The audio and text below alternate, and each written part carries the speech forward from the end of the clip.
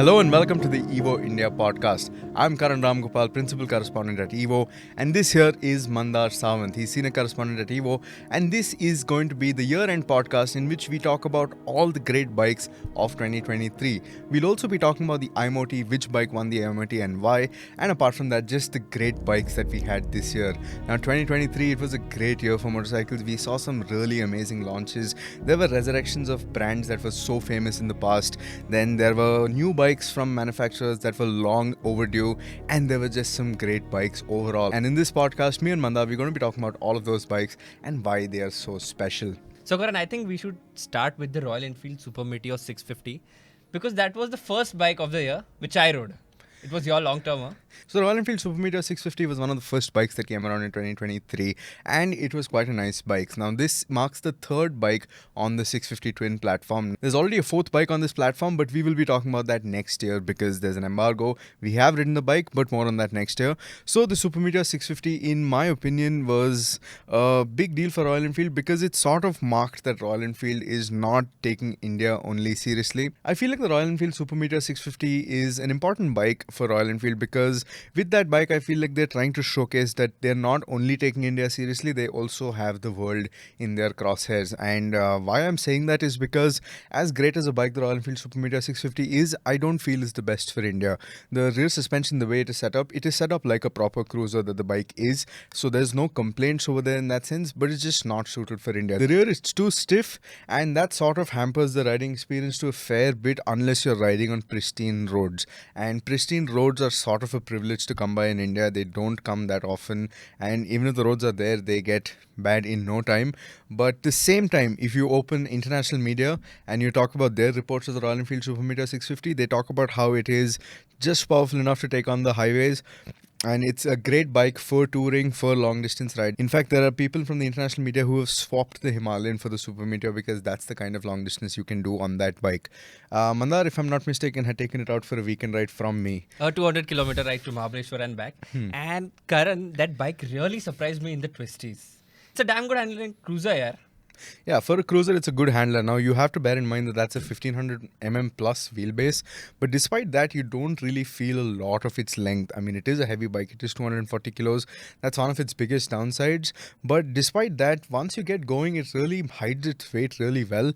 And for the kind of bike it is, it still handles quite decently. But again, like I said, my only gripe with that bike was the rear suspension. Yeah, absolutely. And they've got the pricing absolutely spot on, right? Because I have been seeing quite a lot of them on the roads. Yeah, you do see a fair bit on the roads, and that is because its only real rival is the Kawasaki Vulcan 650, and you know how Kawasaki prices their bikes, so that's quite a bit of a stretch for someone who has a budget of something like a Super Meteor, but it's nice to know that there is an option that exists in that class in India. Okay, so from one Royal Enfield to another. Let's move to the Indian motorcycle of the year now, which is the Royal Enfield Himalayan 450. Arguably the most anticipated bike of the year, right? Absolutely. I think it's been the most anticipated bike since it was spotted testing, and that was some time back. Now, Royal Enfield tells us that this bike has been in the making as soon as the first Himalayan came out, and that, as you all know, is 2016. So as soon as Royal Enfield was done celebrating the launch of the 2016 Himalayan, they were back at the drawing board ready to make the next bike. And one of the reasons they're saying it's been in development for so long is the Super Meteor 650. Now, that was the first bike that got LED lighting in a Royal Enfield. But that headlight was actually designed for the Himalayan, but because they weren't happy with where the Himalayan was at that time and they wanted to iron out all the bad things about the bike before they got it to market, they decided they should start rolling that feature out on other bikes as well, which is why we first saw it on the Super Meteor and then on the other Interceptor and the Continental GT, the update that it got with the alloy wheels. You saw the LED headlight there as well, but the Himalayan is what it was designed for. So that should just go to show how long this bike has been in development. And it is a big step up on the old Himalayan, right? It's twice as powerful. It has a lot of features and it looks like a proper big adventure tourer. Yeah, I think a big step up is an understatement because that bike, it just makes the previous Himalayan seemed like such a dull bike, and that is saying something because the previous Himalayan itself was a great bike. It didn't get off to a great start when it launched. There were many problems. There were problems with the frame, there were problems with the engine, which eventually did get ironed out. But the Himalayan was a bike that is loved world over, right? It is something that inspires people to start going off road. It is a heavy bike, but that never really stops anyone from exploring. Parts are inexpensive. It offers an overall package that is something that a beginner or someone with a little skill can also exploit quite well. Now, to improve on that is quite an effort, and Royal Enfield has done that with great finesse. So the Himalayan 450 is anything like a Royal Enfield, but at the same time it is quintessential Royal Enfield, right? So it takes the playful nature of the Himalayan and it just takes it that much ahead, because this 450, despite being almost double in terms of power, it is very easy to ride. Anyone can get on, hop on, and just have a great time. It doesn't demand a lot of skill to get a lot of fun out of it, and at the same time, the more experienced riders have a lot more to appreciate as well, right? The suspension setup is just magic. Now, I know it sounds like I'm gushing over the bike, but the way Royal Enfield have set up that suspension, I'm pretty sure it can put a few bigger bikes to shame. And this is a non-adjustable setup which just works so well out of the box. On road, off road, you really have to push it way out of its comfort zone to really feel like the suspension is going to be a problem for you. And it's not just the suspension, the frame, the way they've gotten the steering geometry, it's all spot on. Like a 21-inch front wheel shouldn't handle the way that this bike does, but it just does so, and with so much confidence that I feel it's a very well-deserved Indian Motorcycle of the Year title for the Himalayan 450 this time around. And again, the pricing, right? They've absolutely hit the nail. We were expecting it to be priced around the 3 lakh rupee mark, right? No, so pricing, again, I feel like the pricing is correct. It is good for what it is. Many people were saying it would be less. Many people were saying it would be more. So I think Royal Enfield has done a great job with the pricing, and especially considering how much cheaper it is than the 390 Adventure, which is sort of what the benchmark is in the segment. I feel like they've done a great job. And the 390 Adventure, it has a proper rival now. Like, many people don't like the 390 Adventure because it's a bit too high strung. It's more of a naked bike than an adventure bike. It is, I mean, it has all the accoutrements that make it an adventure bike. It is decently capable off-road, but I think the Himalayan just sets the benchmark that much higher that KTM has to do a really good job with the next generation adventure for this to be dethroned, in my opinion. Yeah. Okay, so you just spoke about the 390 Adventure, right? I reviewed the 390 Adventure spoke wheel variant, and I deemed it to be the best all-rounder under 5 lakh rupees. Do you still think that's the case? I'll have to ride the Himalayan a little more, but that again is a very good bike, right? The spoke wheel variant, it costs about 21,000 rupees more than the top end variant, and it also gets adjustable suspension. Right. And that is absolutely amazing, I have to tell you. Even for a beginner like me, I was able to ride it on trails so easily by just a few tweaks to the suspension. The rebound, the damping. Yes, correct. But those are things that you can very easily get wrong very fast. So That's true, yeah. everyone wants adjustable suspension, but if you don't know what to do with it, you're doing more harm than good. So, which is why I like what KTM has done with the new 390 Duke, but we'll get to that a little bit later. Tell me more about the spoked wheel. Okay, so as I said, it's only 21,000 rupees more than the top end variant of the 390 Adventure, and I think you have to go for it, Karan, because it gets spoke wheels, obviously, as the name You have to go suggests. for it over the other variants of the 390 Adventure or over Absolutely. the rivals? Over the other variants of the 390 Adventure. It gets spoke wheels, adjustable suspension at both ends, and that makes it a very configurable bike.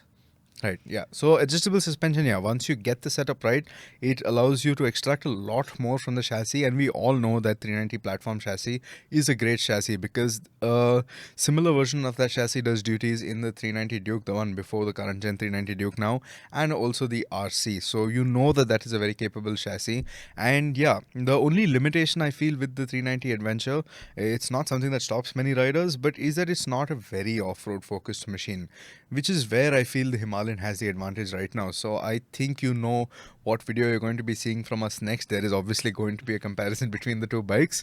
But yeah, it should be interesting to see how that pans out. But what I can say confidently now is that the Himalayan can keep up in terms of pace. So the Himalayan was a better off-roader even in the 411 Ather. But when it comes to the road, You're sacrificing a lot of speed because of the extra weight. There is also the power deficit, right? But now that gap is really close, if not non-existent. But yeah, a proper road test will confirm that. But yeah, the rival is strong. Okay, so now that we have those two bikes out of the way, there is another bike I want to talk about before going ahead, which is sort of a resurrection special, because I'm talking about the Karizma 210 XMR. Now that essentially sees the revival of the Karizma name tag, and that is a big shoe to fill. So, what do you think of the Karizma XMR? Let's start with the price again. It's currently the most affordable super sport in its class. Of It course, demands yeah. what, 1.8 lakh rupees ex X showroom around. And for that bike, I've ridden it. Of course, it's your long termer now, and it's very comfortable in the city. It's got enough power to keep you engaged, but it can also cruise easily at triple digit speeds on the highways. Okay, so yeah, so the Karizma XMR 210 was a great bike. As a standalone package, it was a great bike. But as a Karizma, I'm not too sure, because the thing is, the Karizma, when it launched back then, it really set the benchmark for what a bike of that type should be like. So you had a semi-fairing, you had a pretty powerful for the time. Obviously, you had like a 20 odd bhp motorcycle, and something that could be ridden sportily, but at the same time in a very sedate manner on the highway. You can cruise comfortably with a pillion and also have a lot of fun in the twisties. So that was what the Karizma name tag said, right? But the history of the Karizma has not always been an upward trajectory. You also had the ZMR, which sort of took away from that entire Karizma thing. That is when Hero had taken over Eric Buell Racing, and Eric Buell Racing design inspiration came into the Karizma. It looked a little overstyle. It looked a little too bulky with that excess fairing. And then after that, we sort of saw a break in the Karizma name tag. It was put to rest, and there was nothing after that for quite a few years.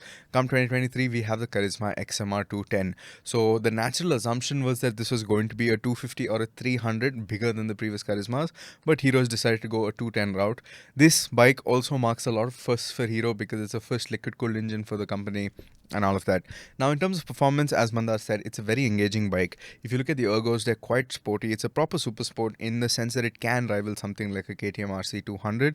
It's not as committed, but it's not as far off either, which is where I have a small problem with this entire Karizma name tag, right? Because back then, the Karizma didn't have many rivals. Today, we're talking about a market that is filled with competitors, and that's a great thing for us. But I feel like, now again, this is just my opinion, I feel like the Karizma would have done better as an Xtreme 210R, maybe something along those lines, because I feel like this is a little too sporty. Someone like me wouldn't want to tour for very long distances on the Karizma XMR right now because it is a little on the sportier side. If you see the rear sets, they are slightly more rear set than I would have liked it to be. Even the clip-ons are a little more aggressive. So the same thing that makes it a great bike for the twisties, maybe even taken to the racetrack, is what slightly takes away from the touring ability. And touring was a big part of the Karizma formula. So this is what I feel. If you think differently, do let me know in the comment section. I'd love to have a conversation with you about this. So yeah, what do you think about that?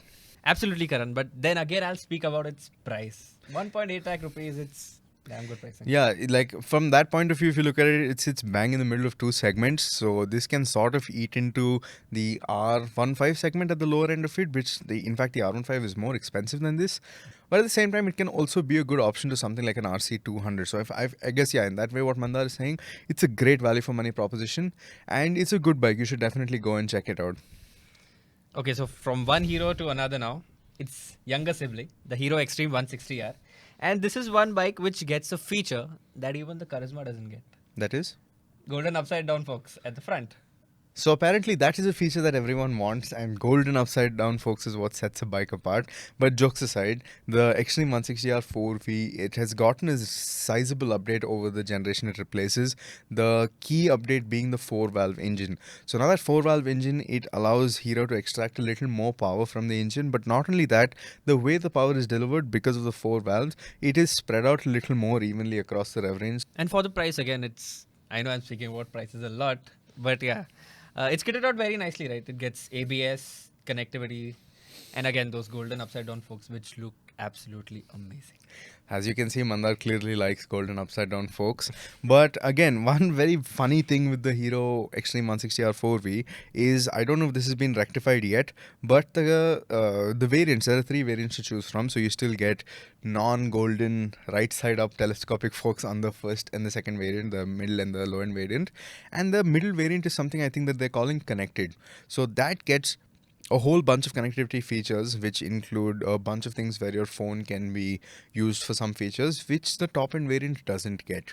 So I feel that's a bit of a disparity over there because you're paying more for the top end variant, but you're sort of paying more for the mechanical changes more than the digital changes. Especially at least the connectivity features, because that's something people really look forward to these days, should be available. Even if it's a paid option, that's fine, as an option for the top end variant, which when we rode the bike wasn't the case. So if Hero has rectified this, that's great, but as of right now, it isn't.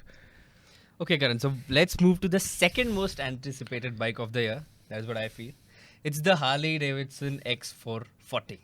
The Harley-Davidson X440 is a big deal for the Indian market. That is because it's the first fruit of a partnership between two auto giants. This is Hero MotoCorp and Harley-Davidson. Now, neither of these brands need introduction. We've already covered two of the bikes of Hero in this podcast. And yeah, Mandar, tell us about the 440. Okay, so 27 bhp, 38 newton meters of torque, and those are quite healthy figures, right? Right. Unofficially, of course, the target for the X440 was the Classic 350, but they have done it in a very wise way. They're not trying to offer you the Classic 350 experience, because anyone with a head on their shoulders will know that the Classic 350 is not the sort of bike you want to go and compete with. The only way to make a bike is to give something with a unique identity of its own and something that offers a good riding experience. Now, the Classic 350, the core of that riding experience, is a very simple bike, something that is not too overly complicated with technology, and something that you can do long distances on. Now, if you see Harley Davidson and most of their bikes, that those are the core values in their formula as well, right? So the Harley Davidson X440, to that end, is a great first attempt, and Hero has done a great job of making this bike. We were really surprised with the way it rides, honestly. Me personally, I was not too excited, because in my mind, obviously, it's going Harley Davidson expensive bikes, and that's going to be made by Hero MotoCorp, which sort of is a company that focuses on mass mobility. So they make bikes for the masses. So how are the two going to meet, and where are they going to come together and make this product, right? So, and at the price they launched it at 2.3 odd lakh ex showroom, great pricing. So specs looked promising, the bike looked great, it sounded very interesting, it has a proper character. Like, it, of course, it obviously doesn't sound like a V-twin Harley, because that's impossible with a single cylinder, but Harley tells us that they have worked a lot to get a identity from the exhaust note, and they have managed that in quite a nice way. It's loud, it's not offensive, but at the same time, it has a nice character, it has a nice rotty feeling to it. And at the same time, when you start riding the bike, the entire power delivery of it is again one that is very friendly, but also very tractable. So you can do triple digit speeds easily on this. You can cruise at 110 if you want, but there are some vibes introduced to the mix at that point of time. But yeah, say 100 kilometers per hour, you can cruise comfortably. The riding position is spot on. It's a sort of upright stance. Your feet are under you. You're not too rear set. It's not too forward set either. And the benefit of that is handling. Now, this bike, it handles really well. It's not heavy. It's under 180 kilos. Yeah, thereabout. It's around 180. I think 180 to 190 kilos is where it sits at. You don't feel the weight in traffic. Its variants are very nicely spread out, and even at the top end, you're paying around 2.6 lakh ex showroom, which in my opinion is great value for money. You get a decently laid out TFT screen in the top end variant with connectivity, with all of that. So if this is a sign of things to come, I cannot wait for what else is there in the future, and I especially cannot wait for them to downscale a Pan America and maybe get that in the sub 500cc segment. Absolutely right. Maybe a cruiser as well. Maybe a cruiser as well, yeah. You never know what's in the works. Okay, so now that we've spoken about the Harley, I think it's only fair that we talk about the new Bajaj Triumphs next. Now, that again is a fruit of a major partnership in the auto industry. You're talking about Bajaj and Triumph. Bajaj has turned the fortunes around for KTM, and Triumph has already been doing well. So let's see what this new Speed 400 and Scrambler 400 are all about. Of course, yeah. Let's speak about the street-oriented Speed 400 first. Strange. It should have been called Street 400 because it looks more like that, but okay, it's called a Speed. It makes what, close to 40 horsepower, Yeah. and the fit and finish level on this motorcycle is incredible. It's baffling, yeah, it's baffling. So we actually saw a Speed 400. Then we were at IBW recently, so there we saw the Speed 400, we saw the Speed 900 and the Speed Twin 1200, all three of them put together. And you honestly can't tell that one of them costs close to 15 lakhs and one of them costs just 2.3 lakhs. One of them has been made by Bajaj. Yeah, correct. So it's really baffling, and even when we went for the first rides, Bajaj was they really made it a point to let us know that Triumph has been very strict in the sense that they have come down at each step of the manufacturing process to look at all the parts and to see whether it is up to the mark of it standing in their showroom, right? Because these are going to be sold in Triumph showrooms only. So they were really anal about the fact that it needs to be look and feel a certain way, and I feel like they've knocked that experience out of the park. And for the longest time, I was just trying to figure out how they're managing to sell it for as low as they are. Now, Karan, I know that you have been very impressed by the Speed 400, but you were more impressed by the Scrambler 400X, right? Yeah, okay, so let me tell you why. So now the Speed 400, it is essentially based on the new engine platform. It's called the TR series. This is a 400cc engine. Now this is liquid cooled. It is a short stroke, high compression engine. It's not as high compression as the 390 Dukes. Now many people look at the bore figure and are like, no, this is essentially the same block. But you have to realize that we're talking about KTM and Triumph, and these two companies have nothing to do with each other, right? So no IPs will be shared over there from what Bajaj tells us, and the engine block is completely new. Of course, I'm not an engineer. I cannot open it and tell you and compare parts and tell you whether or not that is actually the case, but I'd like to believe that it is the case because both bikes feel very different from one another.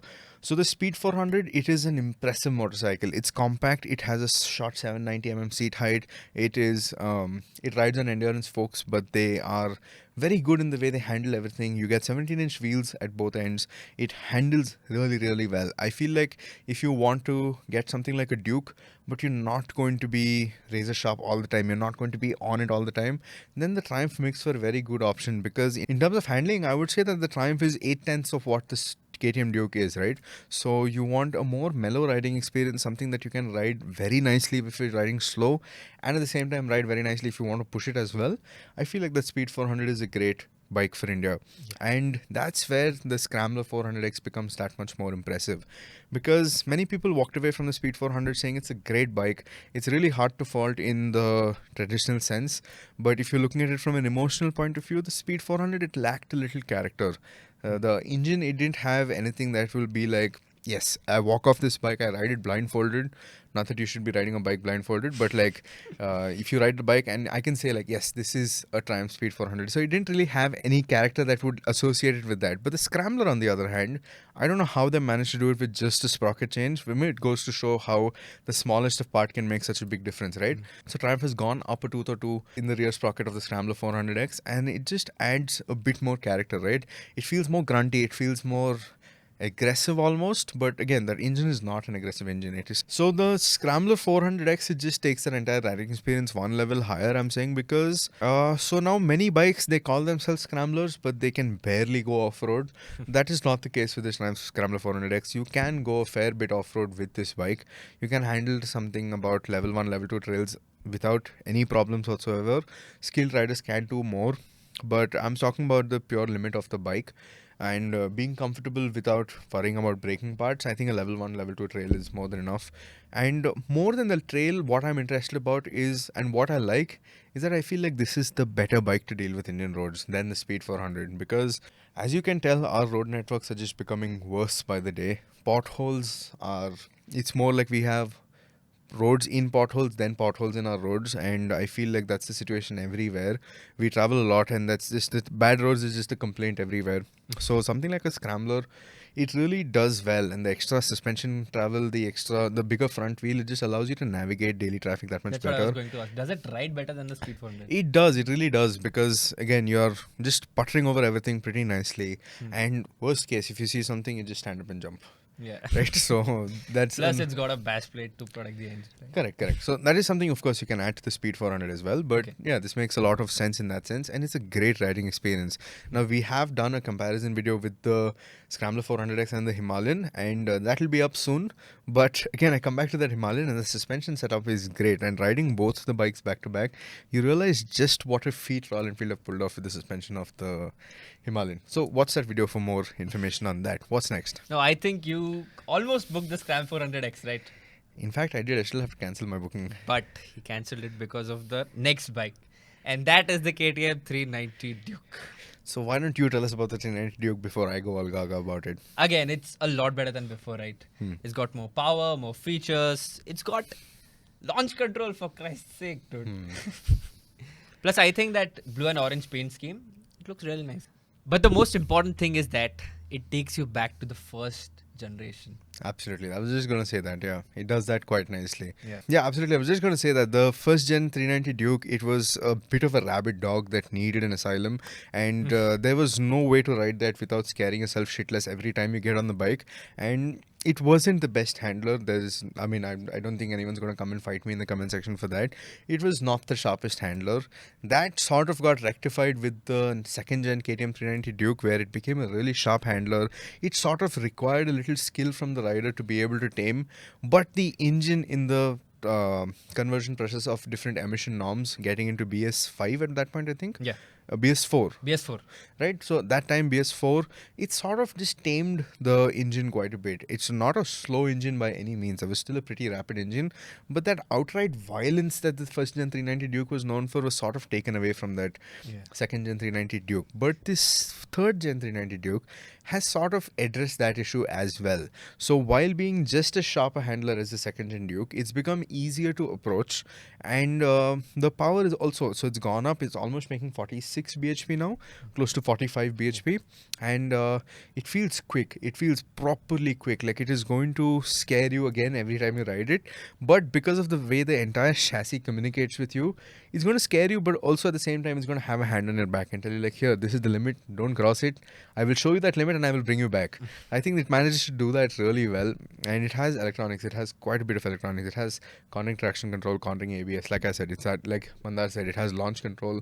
It has a bidirectional quick shifter. Now, most of these features were available on the Gen 2 Duke as well, but I feel like they've gotten a lot more refined now, and because of that, a lot more usable, because they felt very on or off on the previous bikes. Like, you wouldn't want to keep the quick shifter on the second gen Duke, but this works pretty well. So overall, I think this is a big step up from the previous Duke, and yeah, this is easily one of my favorite bikes of this year. And after the 390 Duke came the 250 Duke, the third generation 250 Duke. And that bike has received quite a comprehensive update. New engine, more electronics, but it's only 1,000 rupees more than before, Karan. Which is pretty wild. How does KTM get the pricing absolutely spot on every time? Bajaj. But no, on a serious note, so the 250 Duke, it is, again, essentially like all Duke generations, it's a 390 Duke without the 390 engine, with a 250 engine. A little lesser in terms of electronics, and of course you have different tires and different suspension components. But at the same time, all the things that make the 390 Duke so special also apply to the 250 Duke. It is a much easier bike to ride.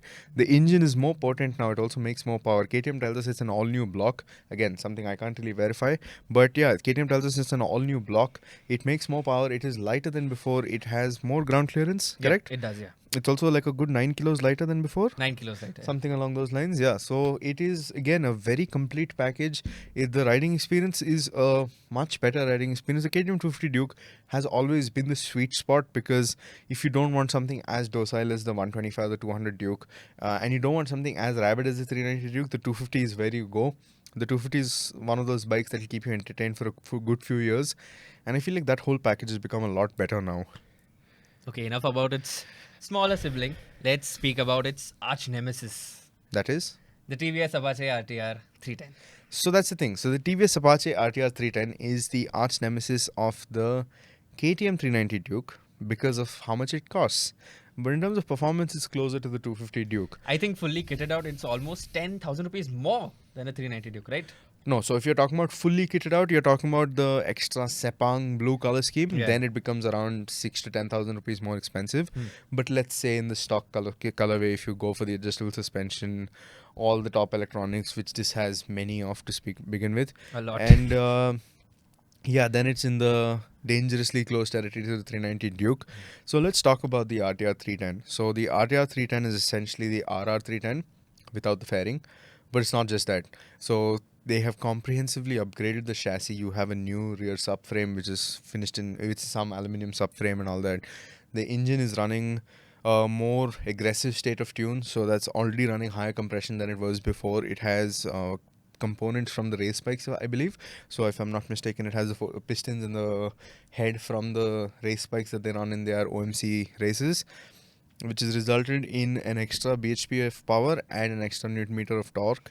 And TVS has really thrown everything at it, right, in terms of electronics. Absolutely everything at it. It has Whether ABS, traction control, wheelie control, rear lift control. You have a bi-directional quick shifter, which is great. In fact, it's a little better than the 390 Duke. You have ride modes, you have a customizable ride mode. Then it's just basically too much and to while count. that wasn't enough. Oh, wait. How can we forget? It also Yeah. has a heated and a cooled seat. The world's first bike to get a cooled seat, right? Yeah, that's what they say, and I think that is true, yeah. So, the RTR 310, what's it like, Mandar? You've ridden it too, right? I have ridden it, Karan, and I have to say I was a little disappointed because it didn't live up to what I had in mind.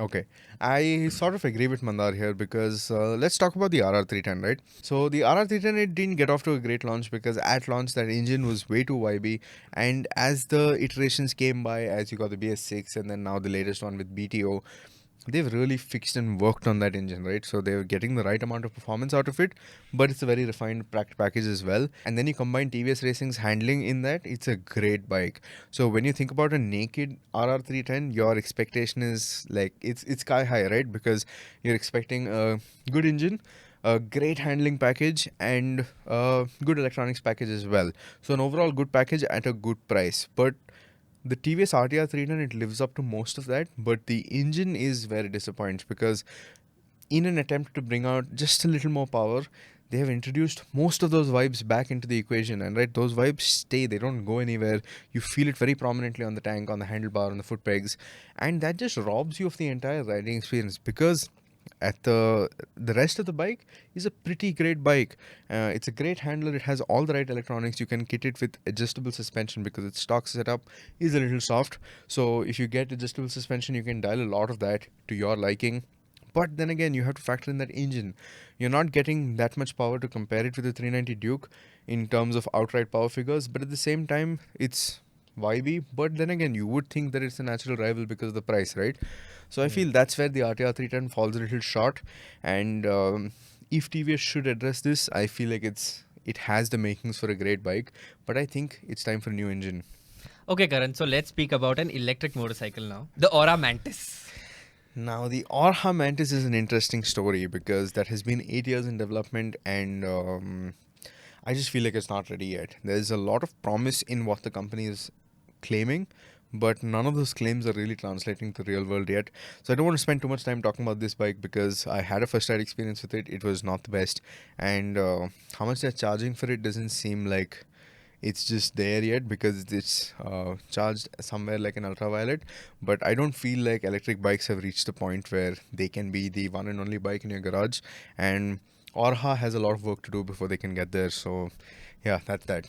Okay, so from an expensive electric motorcycle to an expensive electric scooter, the TVS X. Is it worth the price? That's an interesting question. So the TVS X is yet another one of those products that has a lot of promise. On paper, this is an exciting scooter, right? Because performance is not going to be its main forte, because in terms of the output numbers, in terms of the speeds that TVS is claiming, even the acceleration figures, it's pretty much in line with something like an Ather or Ola S1 Pro, yeah. right? But where TVS is trying to get the competition is with the technology and with the whole riding experience that they've created, right? This is a 10.2-inch screen bang in the middle of your handlebar, and it's really the center stage of the entire riding experience. If I'm not wrong, you can also stream YouTube on it, right? YouTube, you can scroll on Instagram Reels, you can scroll on Facebook Shorts, you can watch YouTube, full-blown YouTube videos, and if I'm not mistaken, a bit of Netflix either. I'm not too sure, don't quote me on that. But yeah, there's a lot going on that screen. It's touchscreen. You can adjust it so that it hits the light in different ways. There's a lot going on there. But then again, the riding experience, it's not there yet. So again, it's a good handler. I think at this point, it's just a given that if it's a TVS, it's a good handler. All their products in the past, whether or not they've been commercial successes, have proved that TVS bikes just handle very well. And that's thanks to their motorsport pedigree, right? So that translates in this bike as well. So you have big 12-inch wheels. Yeah. It could have done with 14s as well for the weight looks. Okay, I think the weight looks is something I need to address, right? Because this is based on the Crayon concept. and it looks just like the crayon concept. Exactly, yeah. How often can you say that a car or a bike looks even close to 60% of the concept, right? But this, I think, looks like 95% of the concept is there in this production bike, in the production scooter rather. So for looks, 100%.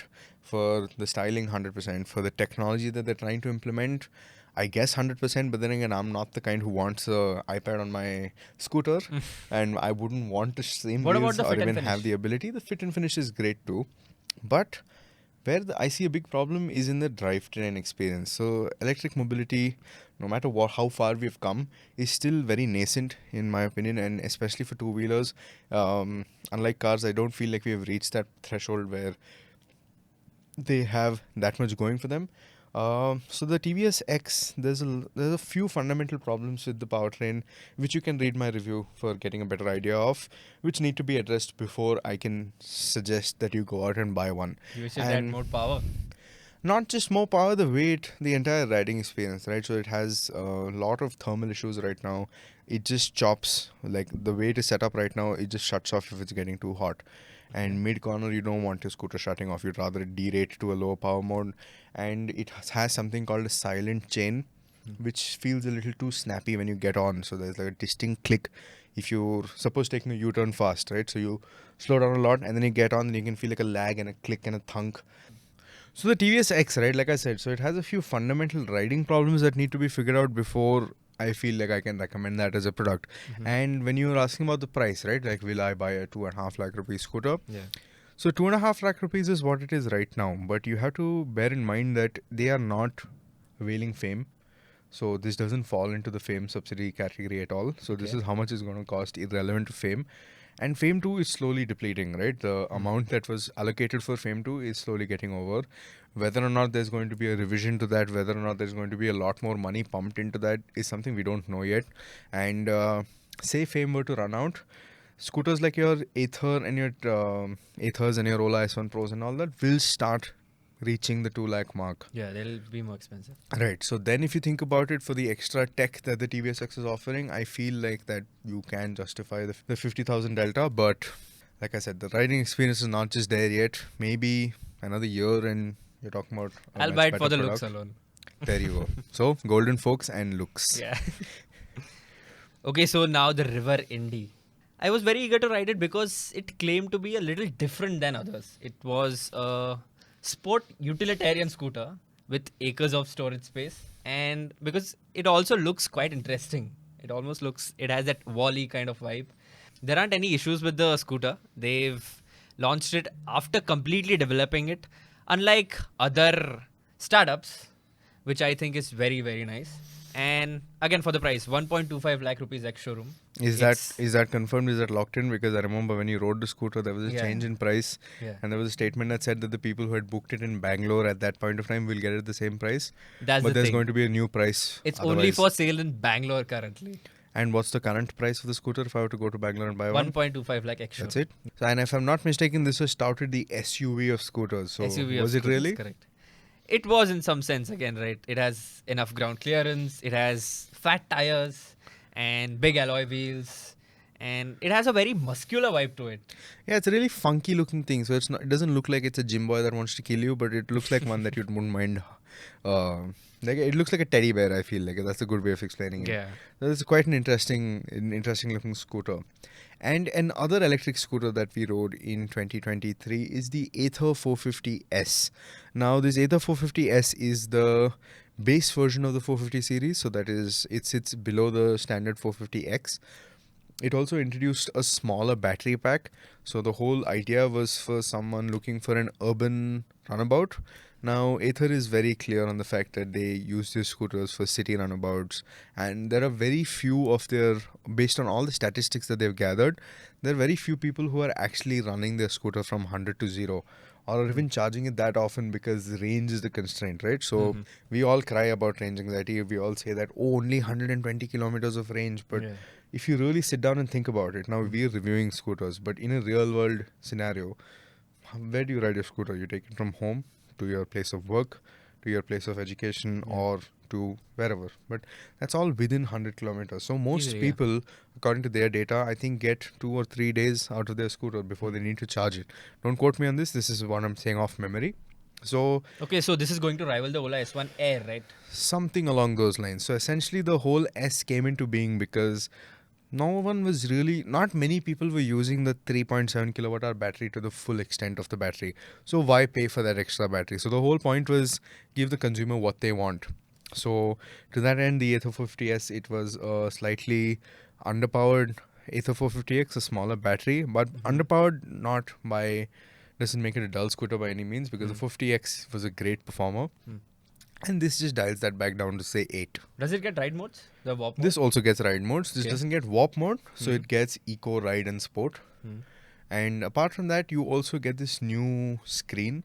So you don't get the full color touchscreen. It's still a 7-inch space that screen occupies, but it's this something that they call deep view display, if I'm not mistaken. So it's multiple layers stacked, and it's a negatively lit LCD.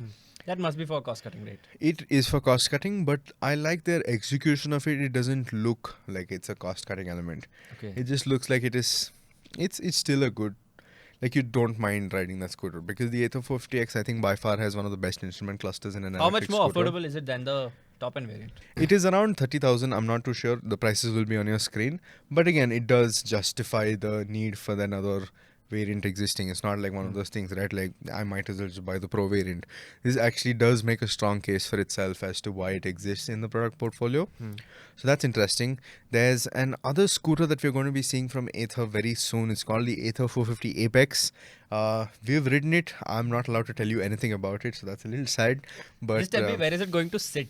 it's pretty obvious where it sits right now. It's going to be sitting at the top of the range. But more than the Ather 450 Apex, what I'm really looking forward to is Ather's first ever family scooter. That's again slated for 2024. 2023 was an action-packed year for us, but 2024 is going to be no slouch either. There are quite a few interesting launches. But before we go, what other scooters are there to talk about? The Kinetic Green Zulu. So the Kinetic Green Zulu, again a very interesting product, because Kinetic is just a sudden hit of nostalgia, right? Like whenever you talk about Kinetic, all I can hear about is that two-stroke noise and almost like this washers rattling against each other. There's that ring sort of noise, like you're getting a telephone call on one of those older phones. So from there, you're talking about the company that used to make that product to now a company that's making electric scooters and electric mobility-oriented products only. So you have golf carts. Kinetic Green has partnered with Tonino Lamborghini to make golf carts. Interesting. Then you have electric scooters, and you also have electric three-wheelers like auto rickshaws and stuff. Okay. So the Zulu is the latest addition to their lineup. Now, How good is it? it's a pretty decent scooter. It's a pretty decent scooter is what I will say. It is, unlike the Chinese scooters that we get in here, it's a well-designed scooter. It's a very traditional approach to a scooter. It's decently built. It has the right amount of performance, and again, Kinetic is claiming it to be just an urban runabout. Nothing more than that, nothing less than that. So for that, I think it fits the bill well. The last scooter I want to talk about is the Hero Xoom 110. So the Hero Xoom 110 marks the entry of Hero MotoCorp into the sort of sporty scooter segment, and in terms of its styling, in terms of its entire package, it's running the same 110cc engine that you find in other Hero scooters, Like the Dio? like the Dio and all that. It's a pretty nimble handler, but it gets a very interesting feature that is the first in the segment, which is cornering lights. lamps. Yeah, cornering lamps. It's quite interesting. Like a multi-strada. Like a multistrada, if you will. Yeah, so that is an interesting feature to have. And now at this EICMA, we've also seen that there's going to be a bigger Xoom 125 and a Xoom 160. So again, 2024 should make for a very interesting year. So I think, yeah, so in terms of the IMOT picks, the first was the Himalayan, second was the Triumph Scrambler 400X, and the third was the KTM 390 Duke. What were your top bikes for this year? Definitely the Scram 400X sits at number 1. Okay. Second is the 250 Duke. Right. I like it for what it is. And third is, again, the Triumph Speed 400. I know, 2 Triumphs on a list. But again, that shows you how different those 2 bikes are.